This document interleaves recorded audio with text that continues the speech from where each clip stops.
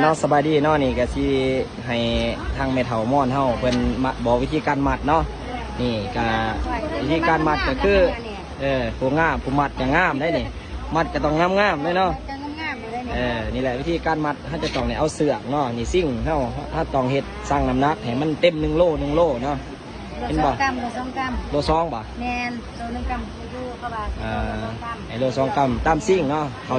ใจซิ่งพร้อมแน่เนาะเพราะบางซิ่งนี่บางซิ่งแต่บ่คือกันบางเทื่อถ้าเอาซิ่ง2 อันมาเสกเข้ากันหรือบางเทื่อนี่ซิ่งนี่อ่อนกรัม1บางซิ่งก็อ่อน2เนาะเฮาก็ต้องได้เอามาเสกใส่กันเนาะเฮาก็เข้าใจซิ่งอีกสมมุติซิ่งตัวนี้อ่อน2 กรัมเนาะเฮาก็ต้องได้ใส่2สินะบัดเอาไปใส่อีกซิ่งหนึงบัดผู้ดีงามอีกเด้เนาะฉะนั้นแล้วนี่เนาะวิธีการมัดการเสกในขาเนาะนี่วิธีการมัดเด้อเป็นบอกเขาเอาเสือกมาใส่เขากับมัดให้บอกเขาถอมหามันเนี่ยมันเพียงกันน้องรัชายรอก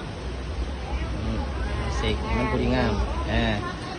เขาทอมมันแล้วก็เอาอีกเสือกอันนึงอีกเอามามัดมัดให้มันงามเวลาเข้าไปแหลบใส่ทงมันก็งามเนาะเวลาเข้าไปตั้งคล้ายก็งามมันจะใบมันจะโบแตกปีนแตกแบบโบยะนะเนาะใบมันจะซื้องามแบบนี้เลยนี่งามคือคนเลยนี่งามคือคนเเห็นไหมแล้วเนี่ยเอาไปขายนี่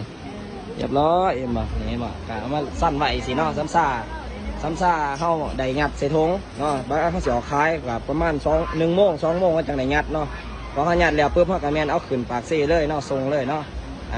พักของเฮานี่ที่เฮาปลูกแต่ละมื้อนี่บ่ได้ไปนั่งขายทุกคนเด้อจะเป็นพักที่ลูกค้าโทรสั่งแต่ละมื้อเนาะฉะนั้นแล้วผู้ที่อยากสั่งขนาดเนาะบางเทื่อกะอะไรบ่พอกันเนาะบ่พอกันผู้ใดแม่ค้าใหม่นี่สิบ่ทันแม่ค้าเก่านะเพราะว่าเป็นแม่ค้าที่เฮาเคยซื้อขายกันมาแต่ก่อนเนาะฉะนั้นแล้วผู้ใดที่อยากได้พักก็แม่นอยากเผื่อใจไหวเลยเนาะสิบ่ได้เต็มจำนวนแต่ละคนนะบางคนก็ขอกันเนาะโอ้ไอ้แน่จักโล10 โลแล้วเขาก็ขายเป็นแพร่เนาะเป็นแพร่หนึ่งก็มีอยู่10 โลเนาะ10 มัดเนาะแต่ว่ากับถ้าว่าเขาเคยขายน้ำกันประจำก็จังสิได้พักน้ำกันเนาะเพราะเขาทรงนี่มันก็ยังบ่ทันว่าซะเขามีแต่หน้าที่ทรงอย่างเดียวเนาะพักนี่แม่นพวกเขาอยู่กับนี่เลยเนาะ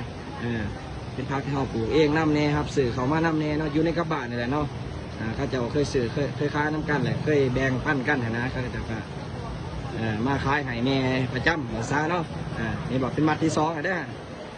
มัดที่2แล้วไว้เนาะไว้นี่แหละเนาะเฮ็ดปุ๊บปั๊บทั้งไฟใจทั้งไฟมัดครบเลยเนาะ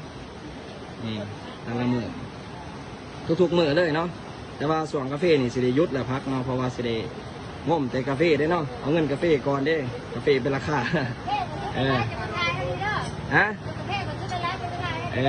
แม่โอ้ยทายนายจนวิทย์ยากประเทศพอแหละเฮ็ดตลอดปีพอแหละจนโทรศัพท์จนเฟซขอได้ครับเครื่องมือสางได้พอแหละ